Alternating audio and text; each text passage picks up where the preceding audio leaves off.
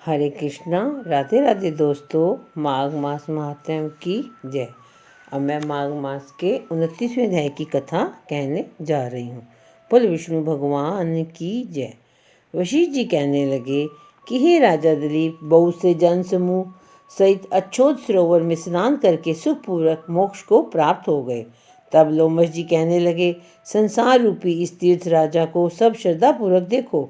यहाँ पर 33 करोड़ देवता आकर अनंत पूर्वक रहते हैं। यह अक्षय वट है जिनकी जड़ें पाताल तक गई हैं, और मार्कंडेय ऋषि प्रलय के समय सभी भगवान इसी अक्षय वट का आश्रय लेते हैं।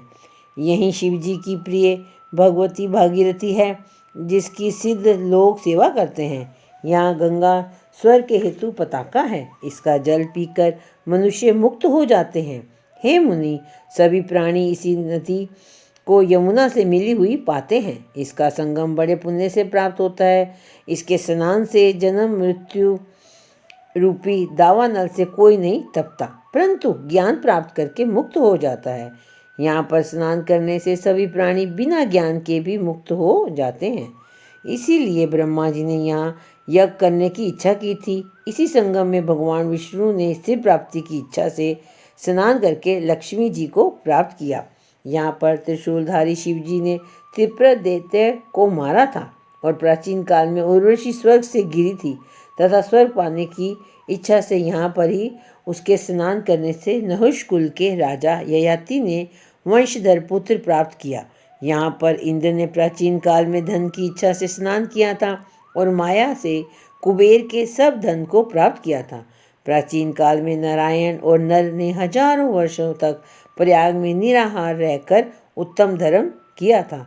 यहाँ पर जगाश्य सन्यासी ने महादेव जी जैसी शक्ति वाले से विजय पाई थी तथा अड़िमा आदि योग के अति दुर्लभ ऐश्वर्य प्राप्त किए थे। इसी क्षेत्र में तपस्या करके श्री भारद्वाज सप्त ऋषियों में सम्मिलित हुए। जिन्होंने भी यहाँ स्नान किया सबको स्वर्ग की प्राप्ति हुई।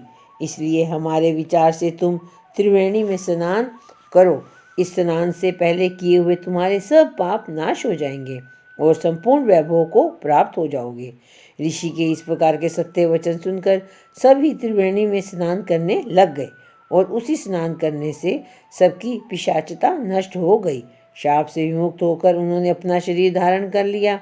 वेद निधि ने अपनी संतान को देखकर प्रसन्नचित होकर लोमश जी को संतुष्ट किया और कहा कि आपके अनुग्रह से ही श्राप से विमुक्त हुए। अब आप इन बालकों के योग्य धर्म को कहिए। लोमश जी ने कहा कि इस युवा कुमार ने वेदों का अध्ययन समाप्त कर लिया है, इसीलिए इन कन्याओं के प्रीतिपूर्वक कर कमलों को ग्रहण करें। तब लोमश जी तथा अपने पिताजी की आज्ञा से इस ब्रह्मचारी ने 5 कन्याओं से विवाह किया। इन कन्याओं के सब मनोरथ पूर्ण हुए। जिसके घर में लिखा हुआ यह महावात्य पूजा जाता है, वहाँ नारायण जी पूजे जाते हैं। पुष्कर तीर्थ में, प्रयाग में, गंगा सागर में, देवालय में, कुरुक्षेत्र में तथा विशेष करके काशी में इसका पाठ अवश्य करना चाहिए। पुष्कर तीर्थ में ग्रहण के अवसर पर इसके पाठ का दुगना फल मिलता है और मरने पर वैष्णव पद को प्राप्त होता है। बोलो माघ मास महात्म्य की जय। यहाँ पर माघ मास की कथा को हम विश्राम देते हैं।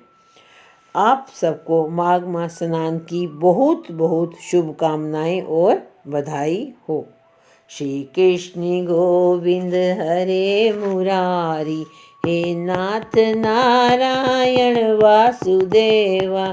श्री कृष्ण गोविंद हरे मुरारी, हे नाथ नारायण वासुदेवा।